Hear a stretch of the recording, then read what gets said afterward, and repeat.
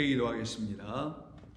아버지 하나님, 은혜를 감사합니다. 오늘도 저희들에게 귀하고 복된 이 땅에서의 삶을 주님의 인도하신 가운데서 허락해 주시고, 이 시간에 저희들을 주님의 영 안으로 인도하여 주시는 또 다른 놀라운 은총을 허락해 주시어서 주님의 영으로 호흡하며 주의 생명의 말씀을 들어 우리의 양식이 되게 하시는 시간 주셨사오니 감사합니다. 오늘도 주시는 말씀을 통해서 거룩하신 주님의 형상과 뜻이 우리 가운데 다 나타나며 이루어지게 하여 주옵소서. 예수님의 이름으로 기도하옵나이다. 아멘. 자, 우리 하나님의 말씀 나눕니다. 오늘도 어제와 같은 본문 이사야 53장 2절입니다. 이사야 53장 2절입니다. 우리 함께 읽도록 하겠습니다. 그는 주 앞에서 자라나기를 연한 순 같고 마른 땅에서 나온 뿌리 같아서 고운 모양도 없고 풍채도 없은즉 우리가 보기에 흠모할 만한 아름다운 것이 없도다. 아멘. 자, 어제 말씀에 연이어서 어제 다 나누지 못한 말씀을 오늘 좀 더 나누며 이 말씀을 정리하는 시간을 가지려고 합니다. 어제 나누었던 말씀은 우리에게 두 가지 종류의 땅이 있다는 것을 알려주시는 것이었죠. 이 본문에서 말하는 이 마른 땅이라고 하는 이 차야라는 이 단어로 설명되고 있는 이 땅은 바로 우리가 처음으로 먼저 주님이 계시지 않은 곳, 하나님을 알지 못하는 곳이라는 그 땅, 거기를 마른 땅이라고 하는데 그곳에서 살았던 첫 번째 땅을 말하는 겁니다. 그런데 바로 그런 우리의 삶의 자리, 우리가 살아갔던 그런 땅에 우리 주님이 이렇게 오시죠. 우리 주 예수 그리스도께서 보냄을 받으셔서 우리들에게 오시지 않습니까? 우리들이 살아가고 있는 그 마른 땅에. 근데 그분은 우리에게 오셔서 어떤 땅으로 오시나? 정말 다른 차원의 마른 땅으로 오시는데 그거는 야바수라는 출애굽기에서 여러분 아시다시피 이스라엘 백성들이 출애굽을 할 때 그들을 하나님께서 홍해를 가르시고 마른 땅으로 지나가게 하셨다고 하죠. 그래서 마른 땅으로 지나가게 하신 여호와 하나님의 권능의 손길에 붙잡힌 바 된 그 하나님의 백성들에게 주신 땅을 마른 땅, 약속의 땅, 우리 주 예수 그리스도께서 우리에게 오셔서 새로운 땅을 주심으로 그 땅에서 우리를 당신의 나라로 인도하시겠다는 것을 말씀하는 것이었습니다. 그래서 그 마른 땅에서 나온 그는, 생명이 없는 그곳에서 나온 그는 마치 사람들의 눈에 보기에는 볼품없어 보이고 모양도 풍채도 흠모할 만한 아름다움도 전혀 없어 보이는 것으로 보이게 된다고 했죠. 그것이 근데 하나님의 뜻이라는 겁니다.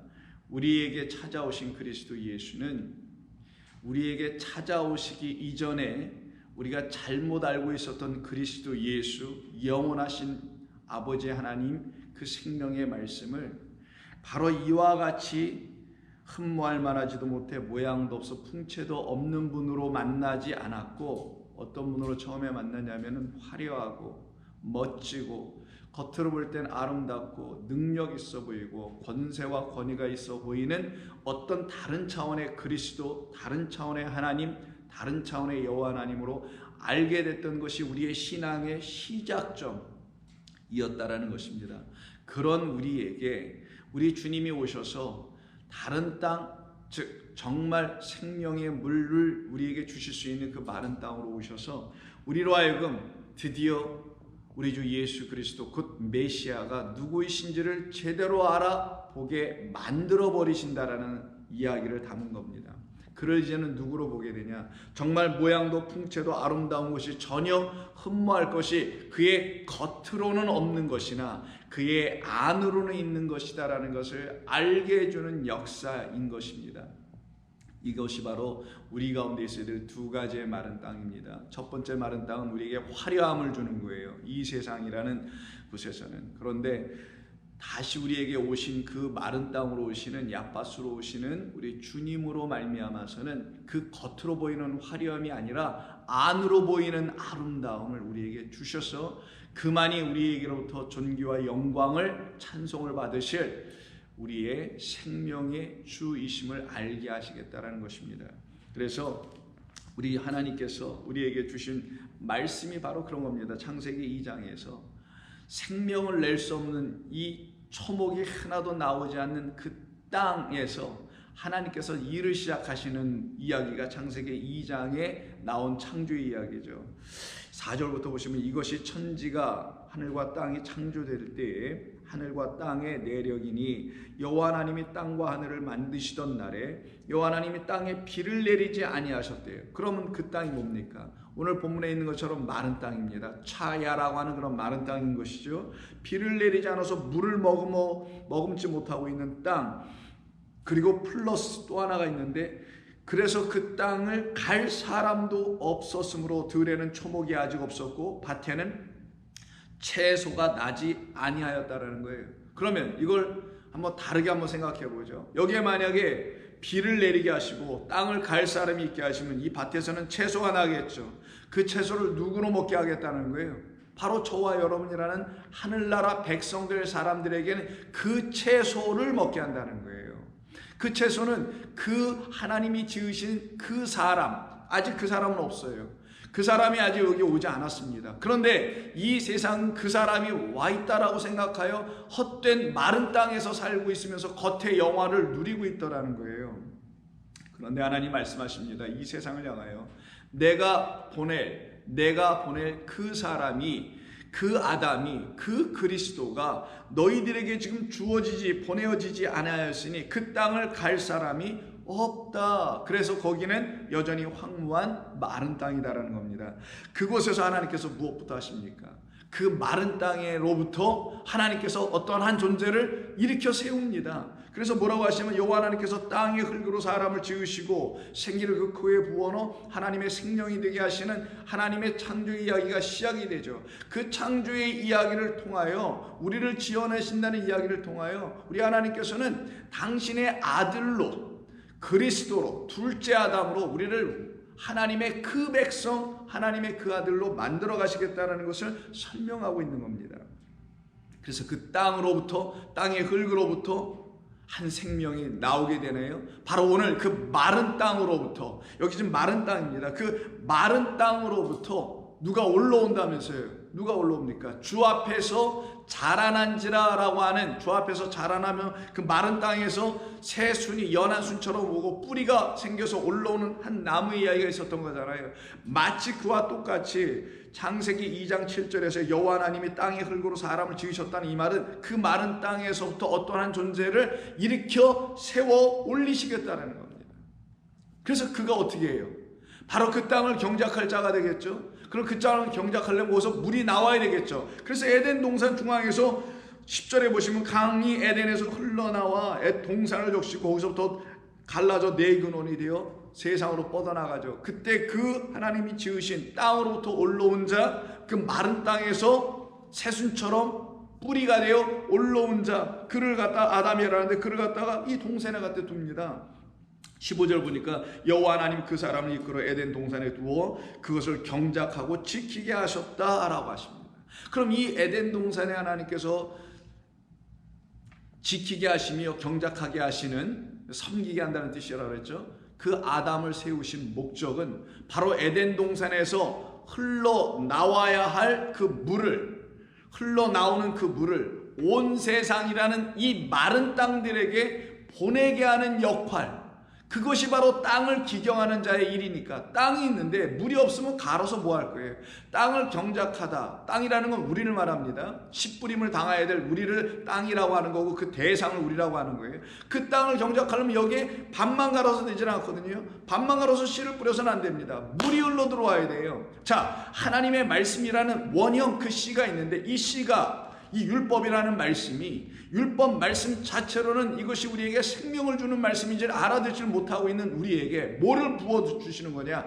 물을 부어주겠다는 거예요. 물은 무엇이냐? 반드시 그 씨를 살려내게 하는 물이에요. 그러면 여호와 하나님의 말씀이 기록되어 있는 이 율법이 반드시 우리를 살려내게 하는 살아있는 생명의 물, 생명의 말씀이 되게 하려면 거기엔 물이 부어져야 되거든요. 그 일을 누가 하느냐? 에덴 동산에 있는 그 하나님이 지으신 사람, 이 아담을 통해서 일을 하시겠다라는 거예요. 그러니 아담은 물을 흘려 내어줄 자가 돼요. 어떻게 물을 흘려 내어줄 수 있나요? 그거예요. 그가 반석이 되어 물을 흘려 내주는 겁니다. 그가 반석이 되어 물을 흘려 내주려면 그가 반드시 쪼개어지고 부서져야만 되는 거예요. 어디를 향하여? 이 마른 땅들을 향하여. 그래서 어제 우리가 함께 읽었었던 본문 중에 하나인 시편 107편 5편을 보면 반석을 여신즉 물이 흘러나와 그 아담이라는 반석을 여신즉 그가 열려지니 그가 하늘로 오셨다는 사실을 우리에게 알려줘. 그가 하늘이라는 사실을 열어 우리에게 알려주니 그가 우리에게 주신 이 하나님의 말씀을 하늘 진리 하나님으로 들려주게 하시니 물이 흘러나와 마른 땅에 강같이 흘렀으니 이는 그의 거룩한 말씀과 그의 종 아브라함을 기억하셨습니다. 왜 여기서 아브라함을 기억한다고 할까요? 믿음의 백성이니까요. 아브라함에게 나의 모든 것을 그가 알게 하도록 내가 그에게 비밀을 두지 않고 다 나의 비밀을 다 알려준다고 하시는 그 사람이 아브라함이잖아요. 그래서 알려주시겠다고 하는 것입니다. 시편 78편에서도 그래서 이렇게 말씀하는 거예요. 그 메마른 땅에서 지존자를 배반하고 있었던 그들에게 78편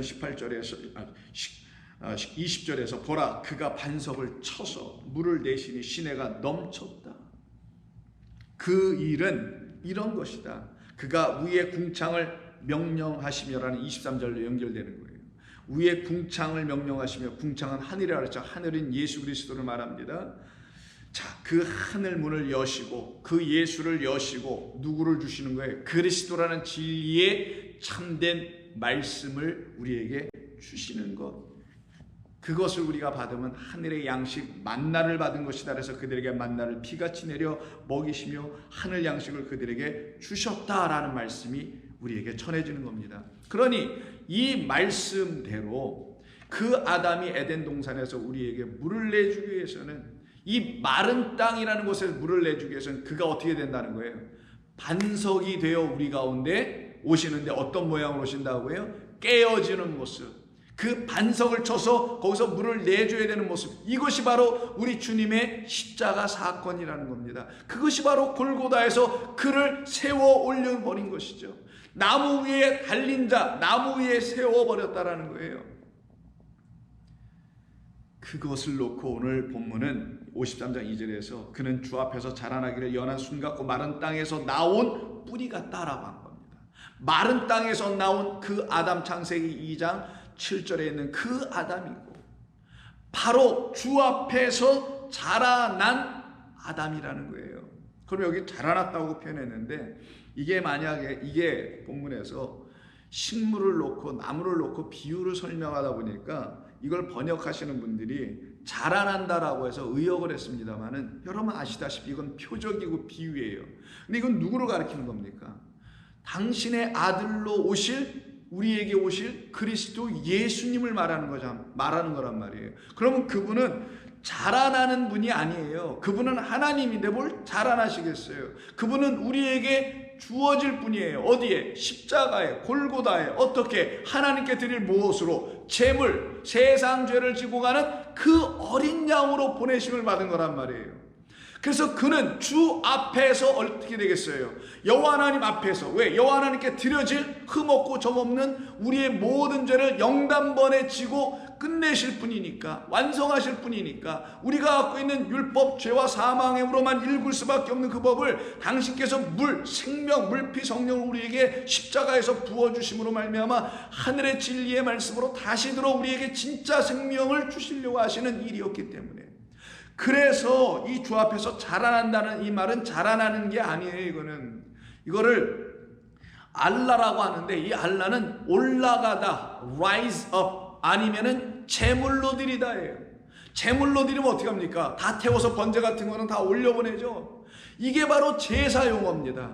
그는 누구냐? 이 마른 땅에 보내어져서 마른 땅에서 우리를 위해서 다시 올라가야 할, 우리가 하나님께 드려야 할, 하나님께서 우리에게 주신 것은 볼품없는, 겉으로는 봐서는 안 되고 그 안의 것을 보라고 하는 차원에서 겉의 것은 볼품없게 만들어 오신 하나님의 이 지혜로 말미암아 겉의 것을 사모하지 않게 하시고 성도들에게는 안의 것만 사모하게 하시는 이 하나님의 놀라운 은혜의 이야기입니다. 이 놀라운 섭리예요. 그래서 우리는 그 우리에게 보내주신 그리스도 예수로 말미암아 하나님께서 우리에게 주시려고 하신 것은 이 어린 양 예수로 말미암아 당신의 거룩한 생명이었군요. 하늘의 생명, 아버지의 생명, 아들에게 주신 그 생명 영생이었군요. 영생은 곧 하나님의 말씀을 진리로 깨달아 아는 것이니 아버지와 하나님과 그 영원하신 하나님과 그가 보내신 그의 아들 예수 그리스도를 아는 것이 영생이라고 하였으니, 그러니 예수께서 십자가에 달리신 것을 이 사건을 통하여 아버지께서는 우리에게 주시려고 하셨던 것은 그 생명이었군요. 이 생명을 이 땅에서 들어 올린다라는 이야기입니다. 그는 주 앞에서, 여호와 하나님 앞에서 우리의 흠과 죄를 위하여 대속하시기 위해서 우리 가운데 우리에게 주셨고, 우리는 그분을 감사의 제사로 여호와 하나님께 다시 드려야 할 하나님 주신 선물 미나흐라는 것입니다. 그래서 이게 제사 용어예요. 이 알라라는 단어가. 그러니 어디에 쓰이겠어요? 우리를 위하여 대속하시는 그 제물로 오시는 것으로 이 말씀은 사용되지 않을까요? 그래서 여러분, 이 말씀이 사용된 데가 바로 창세기 22장, 여러분 잘 아시는 아브라함에게 하나님께서 명하여 너의 아들을 제물로 드리라고 하는 그 본문입니다. 모리아 산의 사건이죠. 그게 바로 골고다 산의 사건 아니겠어요? 2절, 여호와께서 이르시되 내 아들 내 사랑하는 독자 이삭을 데리고 모리아 땅으로 가라. 가서 내가 네게 일러준 한 산 거기서 그를 번제로 드리라 할 때 번제로 드리다라는 말이 있죠. 이 단어입니다. 이게 알라예요. 그러면 드리다가 뭐예요? 올려드린다라는 거예요. 하나님 저희에게 주신 분은 이분이죠. 이분 안에만 생명이 있죠. 우리 이제 알았습니다. 이분 안에만 당신의 약속한 그리스도가 있으시네요. 메시아가 이분으로 말미암아 우리에게 주어졌네요. 감사합니다 라고 그걸 하나님께 증거로 다시 돌려드리는, 그걸 갖다가 성도가 드려야 될 영적 예배라고 하는 것입니다. 그때 우리를 누구로 드릴 수 있다고요? 산제물로 드릴 수 있는 거예요. 어떤 의미에서 산제물? 그 어린 양으로 말미암아 우리가 다시 살아난 하나님께 드릴 선물이 됐다라는 겁니다. 그래서 사도 바울도 그러잖아요. 나는 이방인의 제사장으로 섬기기를 원한다고 말하는 겁니다. 그래서 어떻게 합니까? 번제로 드리게 하죠. 근데 하나님께서 이삭을 받았나요? 아니죠. 누구를 받습니까? 이삭을 받는 게 아니었죠. 이삭은 하나님께서 약속하신 씨를 설명하기 위한 그의 겉으로 보여진 아들이잖아요. 근데 그 아들 안에, 이삭 안에 담아놓은 건 뭡니까? 하나님께서 우리에게 주시겠다라는 그 약속의 후손 씨예요. 그럼 하나님이 받으실 건 뭐밖에 없어요? 겉에 이삭이 아니라 그 안에 담아놓은 씨를 받는 거잖아요. 너 그 씨 갖고 있니? 갖고 있으면 내가 너를 받는 게 아니라 너의 안에 있는 그 씨, 나의 아들 생명의 말씀 그리스도, 그를 내가 받는 거야. 그러니 너희가 드려야 될 것은 이삭을 드리는 게 아니라 겉에 있는 예수를 드리는 게 아니라 그 예수 안에 담겨 있었던, 우리 주님 안에 담겨 있었던 참된 씨, 약속의 말씀, 생명의 말씀, 너 이것을 내가 너로 하여금 내게 드리도록 하려는 거야. 그걸 번제 제사라고 하는 겁니다. 근데 이스라엘 백성들은요, 그런 번제 제사를 드려보지는 않았단 말이에요. 겉으로 양과 염소와 소나 잡아 드렸던 것이지, 그 양과 염소와 소를 통하여 하나님께서 그 양과 염소 소 안에 담아 놓으신 참된 생명이라는 하나님의 말씀, 그 씨를 그들이 알지를 못해버리고 말았다라는 거예요. 그러니 우리 주님이 오셔서 그것을 들추어 알려주신 것입니다. 그래서 이가 드려야 될 것은, 아브라함이라는 우리 믿음의 백성들이 드려야 될 것은 이삭을 드리는 게 아니에요. 약속의 백성들이라는 아브라함, 이삭, 야곱, 그 누구든지, 저와 여러분 누구든지 우리들 안에 있는 누구를 드려야 된다고요? 나를 위해서, 나 같은 죄인을 위해서 이 땅에 오셔서 죽임당하신 그 예수 그리스도 안에 있는, 그리고 그 안에 있는 것이 나를 죄와 사망의 법에서 생명의 성령의 법으로 살려내고 옮겨지게 하는 것이니, 그 안에 있는 것, 그게 뭐예요? 바로 어린 양이라는 겁니다. 그 어린 양이 예수가 아니란 말이에요. 예수 안에 있는 게 진짜 어린 양이에요. 그 예수님은 어린 양으로 오신 것이지 예수님이 어린 양이 아니잖아요, 여러분. 예수님 안에만 어린 양, 하나님의 제물을 하나님이 받으시려는 제물이 그 안에 있다라는데 그 제물이 뭐냐고요? 무슨 희생제사의 제물이겠어요? 하나님께서 우리에게 주시려고는 진짜 생명이라는 거예요. 그것을 비유로 설명해 주시려고, 깨달아 알게 해주려고 숯불에 걸린 순양을 대신 드리게 함으로 바로 이삭 안에 있는 그 생명이 이 숯불에 걸린 양이란다. 그 양으로 말미암아 이삭, 아브라함, 야곱 우리 모두는 다 살아났다는 것을 증거하고 가르쳐주는 말씀입니다. 그래서 이게 제사 용어예요. 어떤 때 쓰이는 제사? 겉에 제물을 드리는 제사 용어가 아니라 우리의 안에 담아놓으신 그 어린 양, 그 생명, 그 진리의 말씀을 우리에게 주시는 그 분을 드리는 것, 이걸 영적 제사, 영적 예배, 산제물로 드리는 하나님의 백성들이라고 하는 겁니다. 그러니 저와 여러분들은 옛날 구약시대에 하는 것처럼 그런 제사를 드리는 게 아니에요. 그런 식의 예배를 드리는 게 아닙니다. 우리는 우리 안에 하나님이 정말 하나님의 말씀을 통하여서 생명 주신 바가 되어 있다면, 그래서 그 생명 우리 안에 갖고 있다면 여러분들은 정말 하나님이 원하신 영과 진리 안에서 여호와 하나님을 예배할 수가 있게 되는 겁니다. 하나님은 그런 예배자들을 찾으신다고 요한복음 4장에서 우리에게 또 말씀으로 알려주셨던 것이고요. 그래서 이와 같이 그 숯불에 걸려있는, 가시덤불에 걸려있는 거예요. 이게 지금 가시덤불에 걸려있는 그 나무에 걸려있는 순양을 하나님께 드릴 수 있는 자로 우리를 불러내시는 겁니다. 그런 자로 우리를 만들어내시려고 세상 가운데서 불러낸 거예요. 이 광야라는 물 없는 곳, 이 마른 땅에서 우리를 불러내는 겁니다. 그래서 어제 모세 이야기를 좀 우리가 나눴었죠. 그 모세가 바로 그 미디안 광야에서 40년, 그 이전 광야, 애굽이라는 또 다른 물이 있는 그 거짓된 광야에서도 40년, 도합 80년인데 첫 번째 40, 두 번째 40, 마지막 세 번째 40, 이걸 사흘길이라고 하지 않습니까? 이 사흘길을 다 감으로 말미암아 구원받는 하나님의 백성으로 만들어가는 이야기가 이 모세의 한 인생과 인간의 삶에서도 나타나는 겁니다.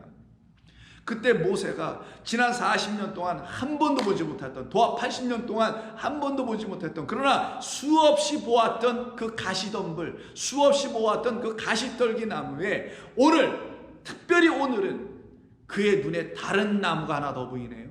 어떤 나무? 불꽃이, 여호와의 불이 임한 나무 한 그루를 보게 됩니다. 그 가시떨기 나무를 그가 보게 되는 거잖아요. 그리고 그 나무를 보면 어떻게 됩니까? 거기에 끌려가죠. 끌려갔던 이유는 뭐예요?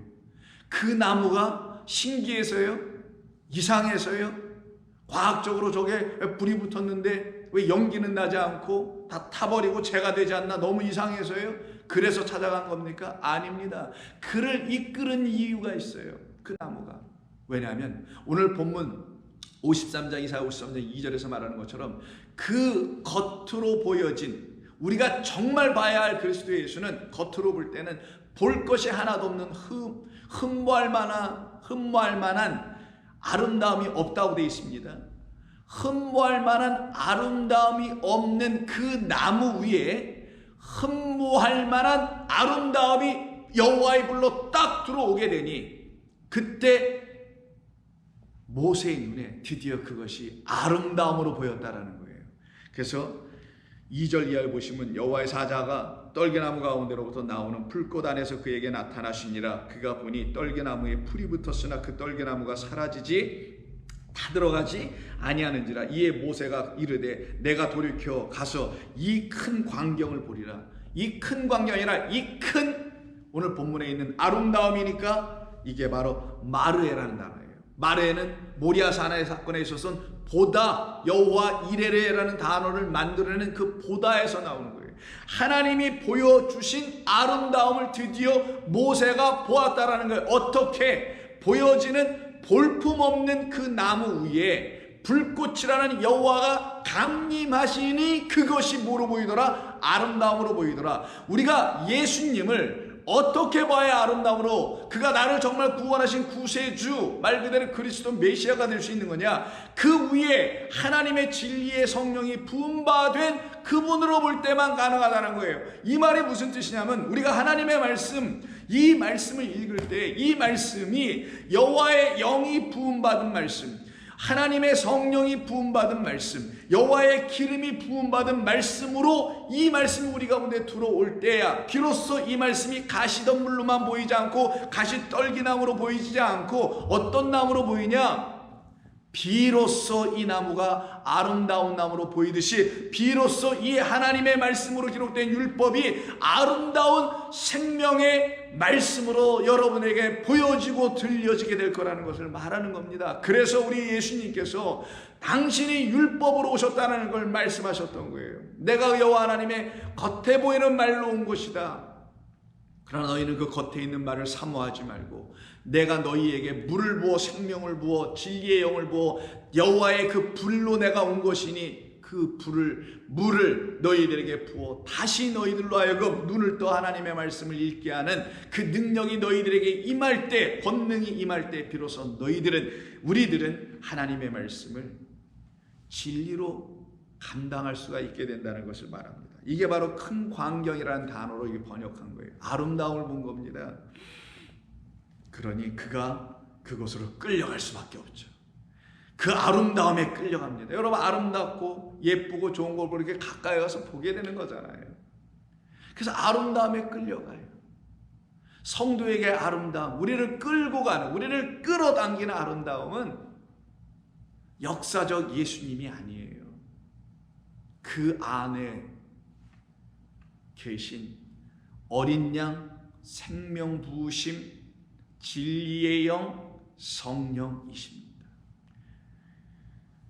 그와 같이 모세에게 나타나게 되니 모세가 결국은 그리스도를 만난 거잖아요. 메시아를 본 거잖아요. 이게 바로 메시아를 만난, 그리스도를 만난 한 인간 모세인 것입니다. 그럼 그리스도를 만나고 하나님을 만난 이 한 인간 모세는 드디어 그 그리스도를 증거하며 그 하나님을 증거할 수 있는 자가 되는 것 아니겠어요? 그래서 출애굽기 24장에 보면은 하나님께서 모세, 바로 당신이 찾아가 주셔서 그의 영을 모세에게 부어 주심으로 말미암아 그 백성을 출애굽하게 했던 그 모세를 통하여 그 출애굽하여 나온 이스라엘 백성들과 언약을 맺으시는 이야기가 24장에 나오는데 7절 6절 이하에 보면 모세가 피를 가지고 반은 어린 여러 양푼에 담고 반은 제단에 뿌리고 언약서를 가져다가 백성에게 낭독하여 듣게 하니 그들이 이르되 여호와의 모든 말씀을 우리가 준행하리이다. 모세가 그 피를 가지고 백성에게 뿌리며 이르되 전부 다 피가 묻어요. 이는 여호와께서 모든 말씀에 대하여 너희와 세우신 언약의 피니라. 어디서 많이 들어본 말이죠. 우리 주님 예수님께서 6월절 마지막 식사에 이 잔은 내가 너희를 위하여 세운 나의 언약의 피니라. 그 피가 뭐예요? 당신의 죽으심 뭡니까? 우리 가운데 들어오심이에요. 이걸 지금 이스라엘 백성들에게 세워주시는 것이죠. 11절 하나님이 이스라엘 자손들의 존귀한 자들에게 손을 대지 아니하셨고 그들은 하나님을 뵙고 먹고 그 앞에서 마셨더라 라고 하는 이야기가 나오죠. 그 이야기에 붙어있는 이야기가 이런 얘기입니다. 16절 여호와의 영광이 이때에 시내산 위에 머무르고 구름이 엿새 동안 산을 가리더니 일곱째 날에 여호와께서 구름 가운데서 모세를 부르시니라. 산 위에 여호와의 영광이 이스라엘 자손의 눈에 맹렬한 불같이 보였고 이스라엘 자손들도 모세가 미디안 광야에서 보았던 그 여호와의 불, 이게 무엇이었냐? 바로 다름 아닌 여호와의 영광이었다라는 거예요. 그 영광은 언제 볼 수 있다고 해요? 겉의 것을 봐서는 볼 수가 없죠. 진리의 성령이 오실 때만이 우리는 하나님이 나에게 당신의 영광을 부어주셨다는 것을 비로소 알게 되거든요. 그래서 산 위에 여호와의 영광이 이스라엘 자손의 눈에 맹렬한 불같이 보였고라고 번역을 했을 때 이 보였고라고 했는데 이건 의역을 한 것 같고요. 맨 앞에 어떤 말이 나오냐? 아까 3장 3절에서는 그 모세의 눈이 이상한 큰 광경을 봤다 그랬죠. 그 떨기나무 위에 가시떨기나무 위에 불꽃이 임한 그것을 큰 광경 아름다운 것이라고 합니다. 그 단어가 27절 맨 앞에 있습니다. 그 광경, 그 아름다움, 이 명사가 있을 뿐이에요. 그 아름다움, 이 꼴 뭐라고 합니까? 여호와의 영광이다. 이렇게 번역되어 있는 거예요, 원래는요. 근데 여러분 그냥 보았고, 여기 동사가 없으니까 번역할 수가 없다 보니까 사람들이 그냥 명사를 동사시켜서 번역한 건데, 원래는 이겁니다. 이스라엘 백성들에게 6째 날까지는 구름 가운데 계셨어요. 구름이 가운데 있다는 게 뭡니까? 언약의 말씀으로 그들을 가르치신다는 의미가 있는 거예요. 구름은 말씀이니까. 그리고 7째 날에는 어떻게 완성의 안식의 날이니까 모세에게 찾아오시는 이야기가 나오죠. 산 위에서 여호와의 영광이라는 말이 아니라 그 아름다움이 하나님이 하시는 이 말씀 우리에게 부어주시는 일서부터 시작하여 우리에게 그리스도를 보내주시는 모든 일들, 이걸 갖다가 하나님께서 우리에게 보여주시는 아름다움, 보여주시는 것이라고 하는 거예요. 그것을 볼 때 아름다움이 보여지는 것이죠. 그것을 놓고 여호와의 영광이다 라고 말하는 것입니다. 그러니 이 영광을 보게 되는 사람들은 바로 이 언약을 하나님과 맺은 사람들이 되니 그들 안에 참된 생명을 비로소 가지고 살아가는 자들이 되지 않겠습니까? 그걸 하나님께서 이스라엘 백성들에게 요구하신 것이고 기대하셨던 겁니다. 그런데 이스라엘 백성들이 역사 속에서 그걸 제대로 해내질 못하죠. 그러나 하나님을 사모하는 사람들이 있습니다. 여러분들처럼 진리의 영을 사모하는 사람들이 있어요. 왜? 진리의 영이 오셔야만이 여호와의 영광이 드디어 무엇인지를 알거든요. 이 말씀을 통해서는 알 수가 없습니다. 이 말씀 위에 진리의 영이 부어져야 된단 말이에요. 우리 주 예수 그리스도의 죽음이 이 말씀에 부어져야 된단 말이에요. 그때 하나님의 영광이 보이기 시작합니다. 그래서 여러분 요한복음 16장에서 이런 말씀을 한 거예요. 우리 주님께서 진리의 성령을 약속해 주잖아요. 13절 그러나 진리의 성령이 오시면 그 떨기나무에 여호와의 불이 임하는 것처럼 오시면 그가 너희를 모든 진리 가운데로 인도하시리니 그가 스스로 말하지 아니하고 오직 들은 것을 말하며 장래를 너희에게 알리시리라. 그리고 그가 내 영광을 나타내리니 라고 합니다. 진리의 영이 와야 여호와의 영광을 보는 거라니까요. 하나님의 말씀이 6째 날까지 우리에게 부어져야 7째 날을 통하여 여호와의 영광이, 그 아름다움이라는 영광이, 그런 진리의 성령이 우리에게 부어졌을 때 우리를 모든 진리 가운데로 인도함 우리가 받고 있다는 사실을 알을 때 여호와 하나님이 여러분들에게 정말 존귀하고 영광의 하나님, 아름다운 너무나 존귀하신 분이 되는 거거든요. 그렇지 않으면 그분은 여러분과 아무런 상관도 없어요.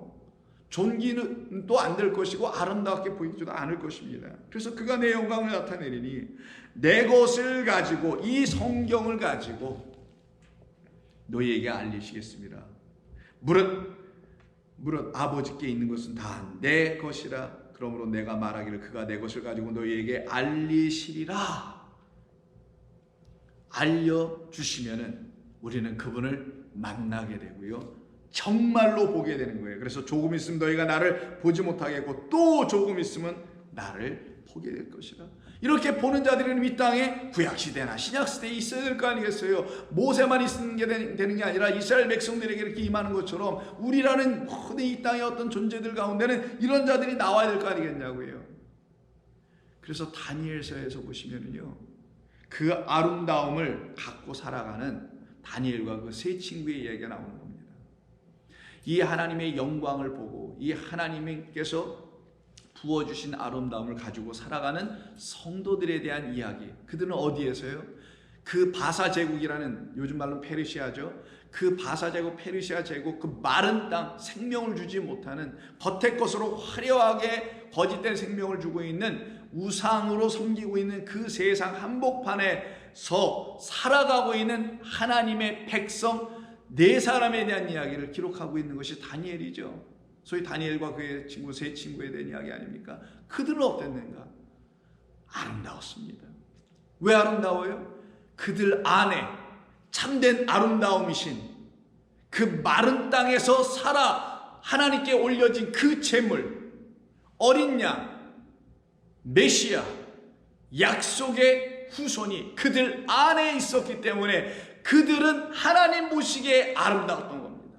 세상 사람 보기에는 아름답지 않고 그냥 평범한 사람일 수 있으나 여러분과 저도 세상 사람들이 보기에는 그냥 평범한 그들 중에 하나인 한 인간으로 보여줄 수 있으나 하나님의 백성은 한 인간이 아니란 말이에요. 그냥 하나님의 자녀들입니다. 마찬가지로 이 다니엘과 세 친구들도 그렇게 살아났던 사람들이었던 거고요. 이 이야기를 통하여 우리도 이 세상에서 그런 존재로 살아가고 있음을 보여주는 것이에요.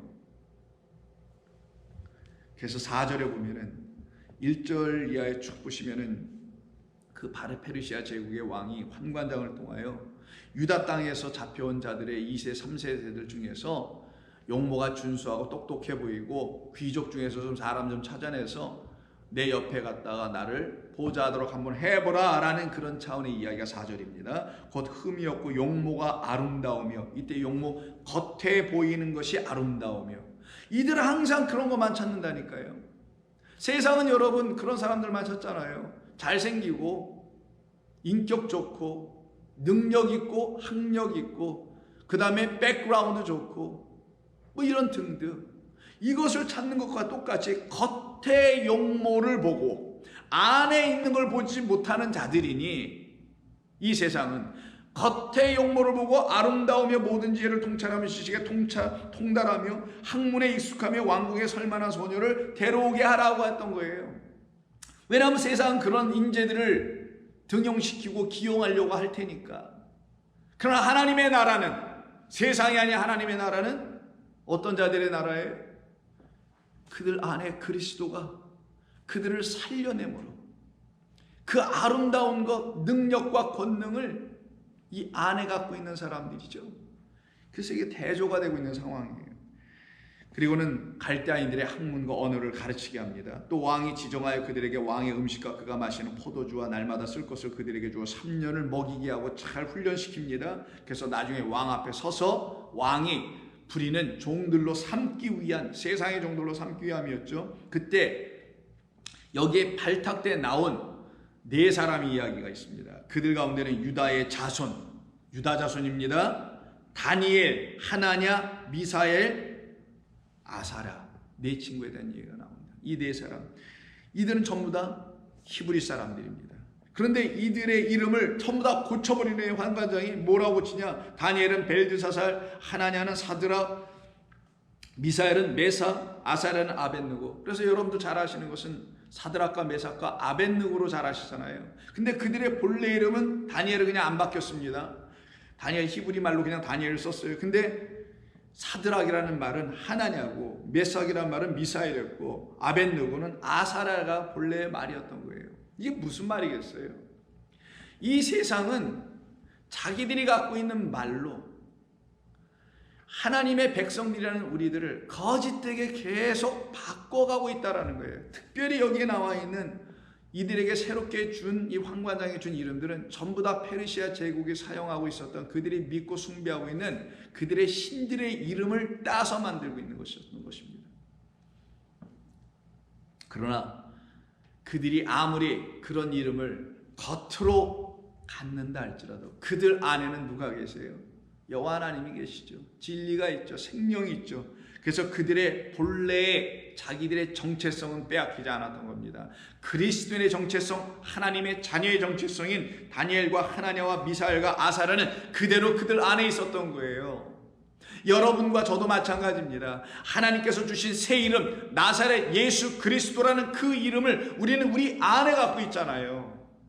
우리의 겉의 이름은, 이 세상이 주는 이름은 이 세상이 갖고 있는 이름들을 갖고 살아가지만 우리 안에는 참된 생명의 말씀을 갖고 있지 않습니까? 그래서 다니엘은 여러분 아시다시피 누가 하나님과 같을까 라는 뜻이고요, 하나냐는 하나냐 야니까 여호와 하나님은 은혜로우시다 라는 뜻이고, 또 미사엘, 이것은 하나님은 누구시냐라는 그냥 뜻이에요. 하나님은 무엇을 하시는 그 누구이신가, 하나님은 무엇이며 또 누구신가 이런 뜻이며, 그 다니엘과 거의 비슷한 뜻이죠. 그 다음에 그 뭐라고 해야 되나, 아사라는 그 말은, 이거는 이 뜻은 가만히 있어봐라,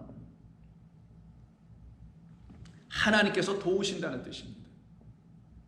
여호와 하나님이 도우신다는 것이에요. 그럼 이 모두가 지금 갖고 있는 뜻이 뭐겠어요? 전부 다 똑같은 거잖아요. 그 보이지 않는 여호와 하나님을 들춰내는 이름들이에요. 그 여호와 하나님만이 진짜 하나님이고, 누가 하나님 같은 분이 있냐? 우린 그분은 우리 안에 있다. 그분이 우리를 도우시며 은혜로우신 분이다라는 그것을 갖고 살아가는 사람들이었죠. 이때 왕궁에서 내어주는 그것을 먹지 않고 이들은 여호와 하나님이 주시는 참된 포도주와 그 양식을 먹는 자들이죠. 8절에 다니엘은 뜻을 정하여 왕의 음식과 그가 마시는 포도주로 자기를 더럽히지 아니하리라 하고, 그 왕이 주는 음식이 뭐 더러운 음식이겠어요? 그런 걸 말하는 게 아닌 거 여러분 아시잖아요. 세상이 주는 거짓된 진리라고 하는 말들을 그들이 취하지 아니하고 라는 것이죠. 왜? 자기들은 하늘이 주시는, 여호와 하나님이 성령이 주시는 것을 먹는 것이니까. 하나님이 이때 다니엘을 도우십니다. 환관장으로 하여금 은혜와 긍휼을 얻게 하신지라. 그래서 환관장에서 잘 들어오게 되니 다니엘이 그 세 친구를 대표하여 그 넷에서 대표가 되어서 환관장에게 부탁을 합니다. 청하오니 12절 당신의 종들을 열흘 동안 시험하여 황궁에서 나온 후 우리를 주지 말고 그냥 채소만 먹겠습니다. 채식을 주어 먹게 하고 물을 주어 마시게 한 후에, 이 채식이 뭐냐고요? 이게 바로 아까 이 마른 땅에 물도 없고 땅 갈 사람도 없어서 채식이 나오지 않았다는 창세기 2장 4, 5, 6절 여러분 기억하신다면, 그럼 땅 갈 사람이 오게 되면 채식이 나온다고 했었죠. 그 채소가 뭐예요? 씨 맺는 채소라는 창세기 1장 9절 이하에 있는 말씀드립니다. 씨를 줄 수 있는 채소를 우리에게 주는 그 아담으로 말미암아 먹게 되는 양식을 가진 자들이 이 다니엘과 세 친구라는 걸 알려주는 거고, 그들이 바로 이 세상 가운데서 우리 주 예수 그리스도께서 우리 안에 들어오셔서 우리를 경작하시고 우리 가운데 생명의 말씀을 주셨다라는 것을 알고 있는 사람들이 먹는 양식을 여기서 채식이라고 비유로 설명하고 있는 것뿐입니다. 당신 앞에서 우리의 얼굴과 왕의 음식을 먹는 다른 소년들의 얼굴을 비교하여, 즉 하나님의 나라의 백성과 세상 나라의 백성들의 얼굴을 한번 비교해보자. 어떤 얼굴을 갖고 있는지. 그 보이는 얼굴이 아니라 정말 보이지 않는 영원하신 하나님이 우리에게 비춰주시는 당신의 빛이 우리의 얼굴에 어떻게 나타나는지를 당신이 한번 보여주겠소 라고 얘기하는 겁니다. 그 복의 빛을 우리가 가지면 어떡합니까? 우리에게서 빛이 나갈 거 아니겠어요? 지금 그 얘기를 하는 거란 말이에요. 열흘 동안 먹습니다. 열흘 후에 그들의 얼굴이 더욱 아름답고, 요 말이 오늘 본문에 흠모할 만한 아름다움이 없다라고 했는데 이들에게 아름다움이 드디어 있습니다. 왜? 이들은 겉에 그 마른 나무를 본 게 아니고 그 마른 나무로 오셨던 그리스도 예수 안에 있는 참된 말씀을 듣고 있는 사람들일 수 있으니까요. 그래서 아름답고 살이 윤택하여 왕의 음식을 먹는 다른 소년들보다 보기에 더 좋은지라. 그리하여 감독하는 자가 그들에게 지정된 음식과 마실 포도주를 제하고 뭐만 주었다? 채식만 주었다. 채식주의자 되는 건 아니겠죠. 비유입니다. 설명입니다.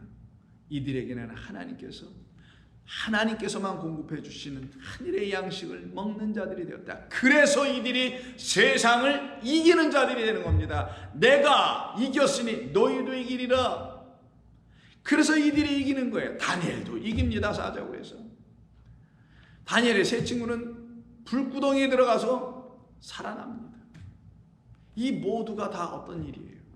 하나님이 하시는 일이죠. 어떻게 하나님이 여러분 가운데 그런 일을 하시나요?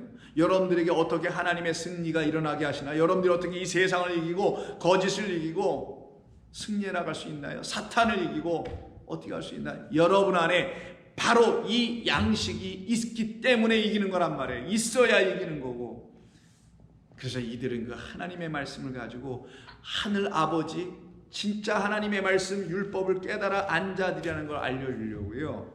그 양식 먹은 자들은 그런 자라는 걸 알려주려고 17절에서 하나님이 이 네 소년에게 학문을 주시고, 아까 왕궁에서 주는 그 갈대아인들 페르시아 제국이 주는 그런 학문이 아니라 하나님이 주시는 학문, 학자의 혀를 통하여 들려주시는 학문, 겉의 것이 아닌 안의 것으로 다시 보게 하고 알게 하시는 영원하신 하나님을 깨달아 알게 하는 그 학문을 주시고 모든 서적을 깨닫게 하시고 지혜를 주셨으니 다니엘은 또 모든 환상과 꿈을 깨닫게 되더라.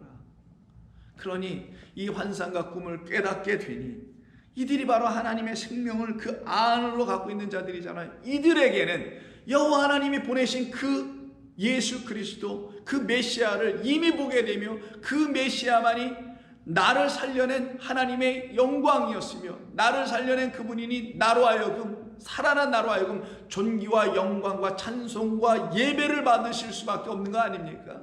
그래서 그 예배의 찬송으로 사용됐던 다윗의 시편 8편을 보게 되면은 여호와여 우리 주여, 주의 이름이 온 땅에 어찌 그리 아름다운지요. 아름다운 거 하나도 없는, 흠모할 만한 아름다움이 하나도 없는 이 세상에서는 찾을 수가 없었고 이 세상엔 진리가 없다라는 거예요. 그런데 여호와 하나님 안에서만, 여호와 하나님의 말씀 안에서만, 여호와 하나님께서 보내신 그리스도 예수님 안에서만 참된 아름다움이 보이네요. 나를 살리신 생명의 말씀이 보이네요. 온 땅에 어찌 그리 아름다운지요, 주의 영광이 하늘을 덮었나이다. 그래서 항상 아름다움과 영광은 같이 다녀 이렇게요. 왜? 진리의 영이 그에게, 다윗에게 부어져 있으니까.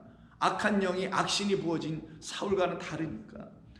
주의 대적으로 말미암아 어린이들과 젖먹이들의 입으로 권능을 세우시며 이는 원수들과 보복자들을 참잠하게 하려 하심이라. 주의 손가락으로 만드신 주의 하늘과 주께서 베풀어 두신 달과 별을 내가 보니, 이 겉으로 지어놓으신 모든 땅을 보니 드디어 이 땅을 통하여 우리에게 보여주시려고 하시는 당신이라는 영원한 하늘, 그 하늘이 이에게는 열리고 보여지는 거죠. 그걸 볼 때 사람이 무엇이기에 그를 생각하시며 인자가 무엇이기에 주께서 그를 돌보시나이까.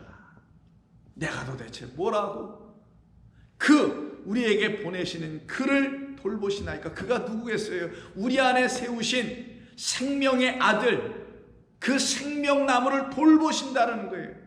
나라는 사람, 나 같은 인자가 무엇이길래 내 안에 주신 생명나무인 그리스도 예수를 돌보아 가꾸어 자라나게 하시니, 요한복음 15장에 있는 것처럼 내 아버지는 농부요 나는 포도나무다. 그 포도나무에 붙어있는 우리를 가지라고 하죠. 연합이죠. 우리 안에 들어오신 생명나무를 그가 돌보아 주시니 그를 하나님보다 조금 못하게 하시고 영화와 존귀로 관시우셨나이다. 내 안에 계신 그리스도가 영화 존귀의 하나님으로 다시 보이기 시작하는 겁니다. 그래서 오늘 본문에 그는 모양도 고운 모양도 없고 풍채도 없다 할 때 그 풍채가 아니고요, 그 풍채로 번역된 단어가 하다르라고 하는데, 이 하다르가 이 시편 8편 5절에 있는 존귀라는 단어입니다. 그러니 여호와 하나님의 말씀에 의해서 생명과 은혜와 긍휼과 구원과 영생을 깨달아 알아가는 자들은 그렇게 깨달아 알려주신 그 어린 양을 존귀하게 바라보지 않을 재간이 없습니다. 그래서 어린 양, 우리에게 오셔서 우리의 막힌 담을 허무시고요, 둘로 하나로 이루시는 것이죠. 막힌 담을 무너뜨리시고 우리에게 풀려지지 않은 하나님의 말씀을 당신이 십자가에서 떼어내시는 인대심의 그 어린 양이 되어 두루마리를 펴서 우리로 하여금 알아듣게 가르쳐 주시는 그 어린 양으로 말미암아, 그 죽임당한 어린 양으로 말미암아 성도들의 눈이 열리고 그들 안으로 생명의 빛이 들어오고 진리의 영으로 하나님의 영광을 드디어 바라보기 시작하니 날 구속하신 주님이 계셨구나 라는 걸 깨닫게 되니 그들이 어찌 찬송하지 않을 수가 있겠어요. 그래서 요한계시록 5장에 보면은 그 인을 떼시는 어린 양을 알게 되고 만난 성도들, 24장로라고 하죠. 그들이 하나님 앞에 찬송합니다. 12절 큰 음성으로 그 수가 만만이여 천천인 그들이 찬송하기를 죽임을 당하신 어린 양은 능력과 부와 지혜와 힘과 존귀와 영광과 찬송을 받으시기에 합당하도다. 내가 또 들으니 하늘 위에와 땅 위에와 땅 아래의 바다와 바다 위에 또 그 가운데 있는 모든 피조물들이 이르되 보좌에 앉으신 이와 어린 양에게 찬송과 존귀와 영광과 권능을 세세토록 돌릴지어다. 계속 찬송이에요. 요한계시록 여러분 계속 영광송들이 흘러나옵니다. 누구들에게? 죽임당한 어린 양을 쫓아가서 함께 죽임당하고 함께 살아난 주의 백성들, 이들을 갖다 각 지파에서 12,000씩 나오는 14만 4천이라고 하죠. 이 14만 4천의 이 이야기가 기록되어 있는 7장에서도 똑같이 12절에서 이렇게 말합니다. 이르되 아멘. 찬송과 영광과 지혜와 감사와 존귀와 권능과 힘이 우리 하나님께 세세토록 있을지어다. 이렇게 찬송하는 자들은 환난 가운데서 나온 자들이요 핏부림을 받아 그 피로 말미암아 그 옷들이 진홍이 아니요 붉은 그런 색이 아니라 흰 털처럼 아주 깨끗하여진 양털처럼 흰옷처럼 양털처럼 깨끗하여진 옷을 입고 있는 성도들이죠. 14장에서 이들을 누구라고 하느냐? 14장 4절에서 이 사람들은 여자와 더불어 더럽히지 아니하고 순결한 자라 어린 양이 어디를 인도하든지 따라가는 사람들이며 자들이며 사람 가운데서 속량함을 받아 처음 익은 열매로 하나님과 어린 양에게 속한 자들이며 그들의 입에는 거짓말이 없고 흠이 없는 자들이더라. 이렇게 하나님께서 그들을 사용하여 인도하여 그들을 쓰신 것입니다. 그러니 성도는 우리 주 예수 그리스도로 말미암아 그 안에 담아놓으신 참된 생명이라는 어린 양이 내주시는 세상 죄를 지고 없애버리는 떠나가버리는 놀라운 은혜가 우리 가운데 저와 여러분 가운데 있게 될 때 저와 여러분 안에는 그리스도만 살아계시게 되는 겁니다. 여러분 아시는 말씀 있잖아요. 갈라디아서 한번 볼까요? 갈라디아서 2장 오랜만에 한번 읽어보죠. 여러분 2장 19절쯤으로 제가 기억을 하는데 내가 율법으로 말미암아 율법에 대하여 이젠 죽었나니 이는 겉의 것에 대해서는 죽었나니 이는 하나님에 대하여 그 말씀이 증거하는 것은 하나님이니 그 안에 있는 담아놓으신 말씀인 하나님에 대하여는 살려함이라. 내가 그리스도와 함께 십자가에 못 박혔나니 절대로 바울은 예수와 함께 십자가에 못 박혔다고 하지 않습니다. 왜 그리스도와 함께 십자가에 못 박히냐? 그 그리스도만이 나를 십자가에 못 박게 하는 능력이 있기 때문이라는 겁니다. 그때 그 그리스도가 뭐예요? 진리의 말씀입니다. 하나님의 기름 부음을 받고 온 하나님의 말씀 영이란 말이에요. 그 말씀만이 나를 진리 가운데 인도하니 그 말씀만이 나를 죽이게 하는 능력이 있다라는 거예요. 겉의 것에 대하여 죽고 죄에 대하여 죽고 율법에 대하여 죽고 세상에 대하여 다 죽게 하는 능력은 진리의 말씀 그리스도만이 하시는 거니까 그리스도와 함께 그러므로 십자가에 못 박혔나니 그런즉 이제는 내가 사는 것이 아니요 오직 내 안에 그리스도께서 사시는 것이라. 이제 내가 육체 가운데 사는 것은 나를 사랑하사 나를 위하여 자기를 버리신 하나님의 아들을 믿는 믿음 안에서 사는 것이다.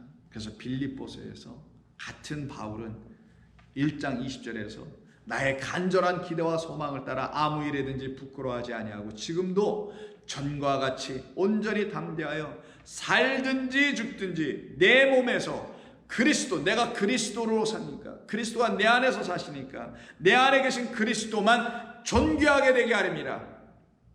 예수님을 존귀하게 한다는 게 아닙니다.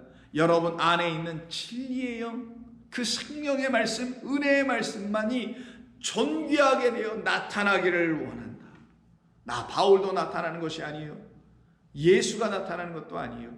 그 예수 그리스도만이 나타나게 하려 합니다. 이는 내게 사는 것이 그리스도니 나는 죽는 것도 유익함이라.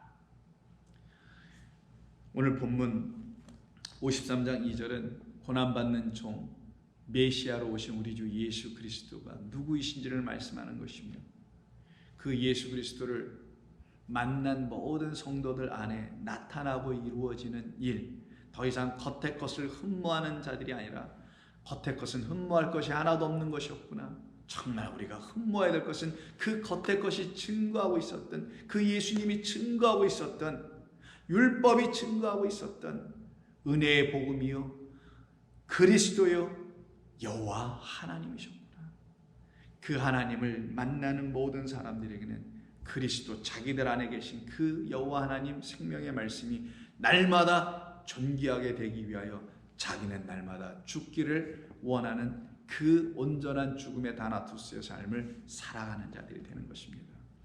저와 여러분 모두가 그 같은 삶을 영원토록 누리기를 소망합니다. 하나님 고맙습니다. 오늘 아침에도 주신 이 말씀을 통해서 우리의 영혼을 복되게 하신 하나님께 감사와 영광을 돌리오며 우리 주 예수님의 이름으로 기도드립니다. 아멘.